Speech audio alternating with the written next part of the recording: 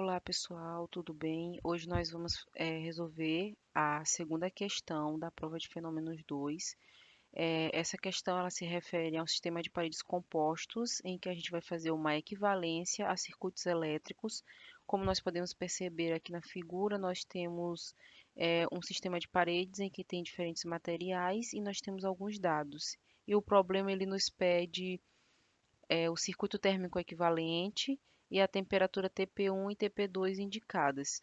E aí eu vou mostrar para vocês agora como é que a gente consegue resolver esta problemática. Então vamos para o vídeo.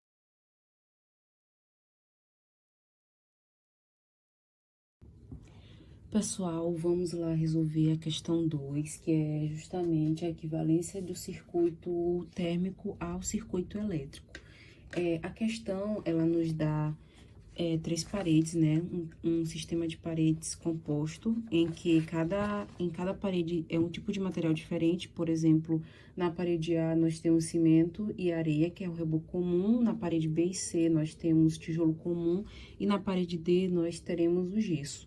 Então, para nós iniciarmos a nossa questão, nós precisamos primeiramente encontrar a resistência equivalente do sistema. Só que nós iremos fazer isso a uma equivalência do sistema, do circuito elétrico para poder conseguir encontrar essa resistência.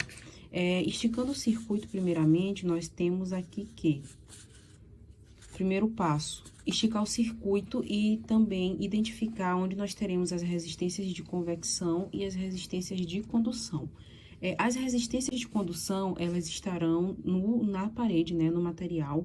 Então, nós teremos uma resistência de condução em A, em B, em C e em D. E teremos duas resistências de convecção, que é justamente do ambiente para o material e aqui do ambiente para o material, que está também indicado por T1 e T2, onde nós temos aí com posse disso e analisando o sistema equivalente, né, a analogia ao circuito elétrico, nós temos aqui uma resistência em paralelo.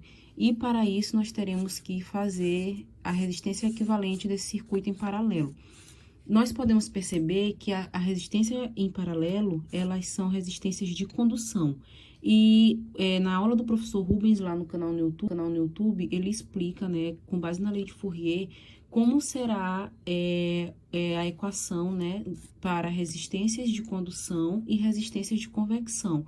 E nós observamos que a resistência de condução, ela é dada por LB, que neste caso vai ser esse tamanho aqui, que LB vai ser igual a LC, dividido pela constante de condutibilidade térmica vezes a área, que também vai ser igual.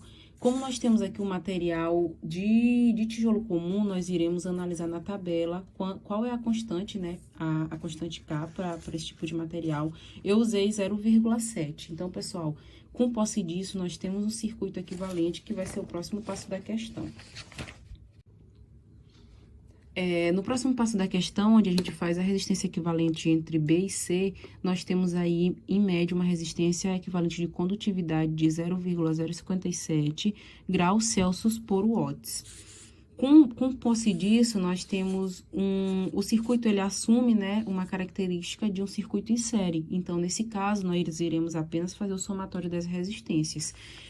Fica o ponto de atenção, pessoal, é que aqui nós temos resistências de convecção e condução. Então, em algumas, nós iremos utilizar a constante K, e dependendo do material, essa constante mudará, como, por exemplo, em A, B e C e D, o material é diferente. Então, eu peço que vocês consultem as tabelas e observem qual é a constante para cada tipo de material. Como também a fórmula ela mudará para as resistências de convecção, que é dado por 1 sobre H a vezes A. Após isso, nós teremos aqui uma resistência equivalente total do circuito de aproximadamente 0,1163 graus Celsius por watts. E aí, nós temos o nosso primeiro questionamento, né, do problema. A gente consegue resolver. Com posse disso, nós iremos para o próximo passo da questão. Então, pessoal, para o próximo passo da nossa questão, nós iremos justamente calcular a taxa de transferência de calor. Essa taxa, ela é dada pela diferença de temperatura e pela resistência global do circuito, que a gente já achou anteriormente no passo anterior. Então, nós temos aqui que a diferença de temperatura ela é dada no problema, né? Que ela vai ser, no caso, T2 menos T1 e substituindo na fórmula esse valor, nós temos, em média, uma taxa de 386,93 watts. Com posse disso, nós conseguimos fazer a análise do questionamento 2, que é justamente as temperaturas TP1 e TP2 que estão presentes nas paredes. Para TP1, nós temos que, nós iremos usar a mesma formulação, a taxa é igual à diferença de temperatura sobre a resistência equivalente.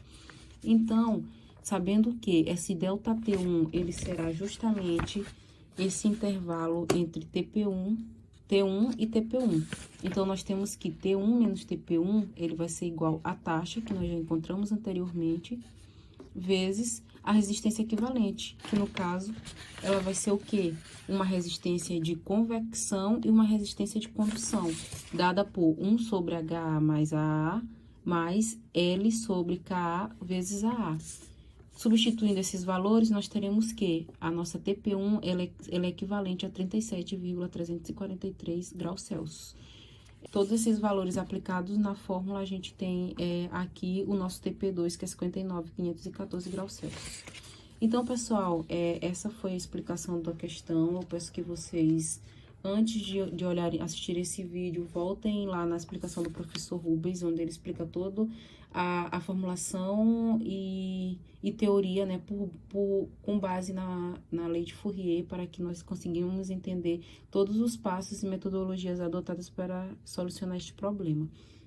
Agradeço a atenção de todos e até a próxima.